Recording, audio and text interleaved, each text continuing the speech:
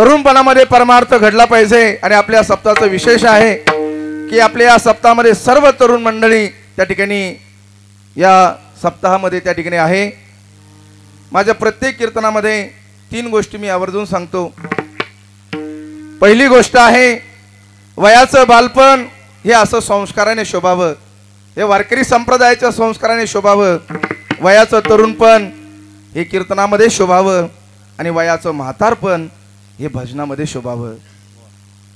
बाल वयामध्ये जी क्रांती करता येते, बाल वयामध्ये जे संस्कार करता येतात ते इतर वयात नाही करता येत।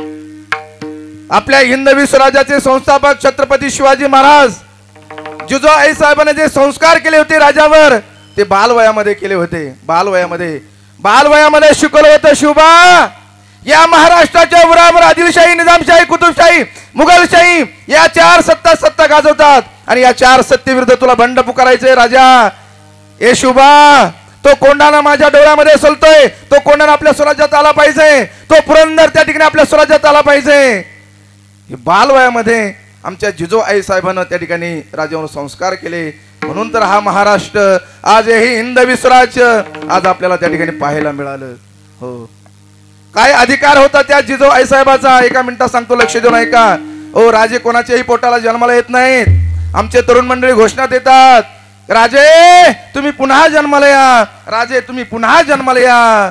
राजे जन्माला येतील दादांनो, पण राजांना जन्माला घालणारी जिजाऊ आई सारखी पवित्र कुश त्या ठिकाणी पाहिजे। राजे कोणाच्याही पोटी कशी जन्माला येते? हो, काय अधिकार होता त्या आमच्या जिजाऊ साहेबाचा?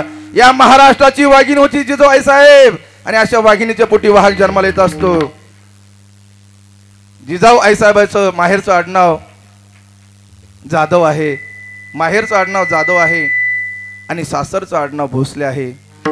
जाधव हे सिंदखेड राजाचे आहेत आणि भोसले हे वेरूळचे आहेत आणि हे दोघेही त्या ठिकाणी निजामशहाच्या दरबारामध्ये नोकरी त्या ठिकाणी करत होते आणि नोकरी करत असताना सूत जुळलं, संबंध जुळले आणि त्या लखोजी जाधवानं आपली लाडकी कन्या शहाजी राजांना दिली।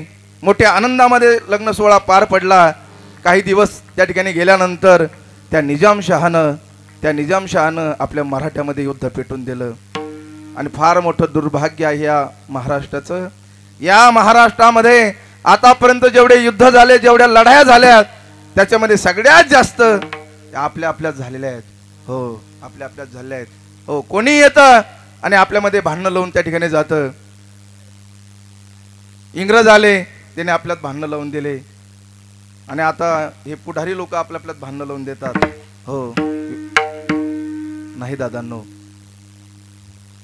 त्या ठिकाणी त्या निजामशहानं भोसल्यामध्ये आणि जाधवामध्ये युद्ध पेटून दिलं, भयंकर युद्ध पेटलं आणि त्या जाधवांच्या तलवारी भोसल्यांच्या तलवारी आदळायला लागल्या, भोसल्यांच्या तलवारी त्या जाधवांच्या तलवारी आदळू लागल्या आणि त्या युद्धामध्ये भोसल्यांच्या तलवारीनं आमच्या जिजाऊ आई साहेबाचा सक्का भाऊ त्या ठिकाणी दत्ताजी जाधव मारल्या गेला, धारातीर्थी पडला आणि आपला लेख रक्ताच्या थारोळ्यामध्ये पाहिल्यानंतर त्या 60 वर्षाच्या त्या लखोजी जाधवानं त्या म्हाताऱ्यानं हातामध्ये तलवार घेतली आणि भोसल्याचा एक सरदार कापायला सुरुवात केली आणि तीच तलवार आता शहाजी राजांच्या तलवारीवर आदळली आणि जिजाऊ आई साहेब त्या ठिकाणी ते युद्ध पाहत होत्या। काय परिस्थिती आहे, एकीकडे जन्मदाता बाप आहे आणि एकीकडे कपाळवरचं कुंकू आहे। आज बाप तरी खाली पडणार, नाहीतर कपाळवरचं कुंकू तरी पुसणार।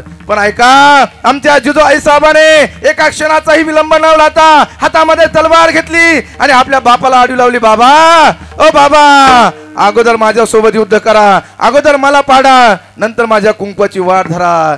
अशा वाघिणीच्या पोटी वाहक जन्माला येत असतो, अशा वाघिणीच्या पोटी वाहक जन्माला येत असतो। म्हणून तर म्हणतात ना, माझी जाऊची पुण्याई कशी आली व फळाला, माझ्या जाऊची पुण्याई कशी आली व फळाला, ओ बाबाचा बाप वाघ शिवबा जन्माला,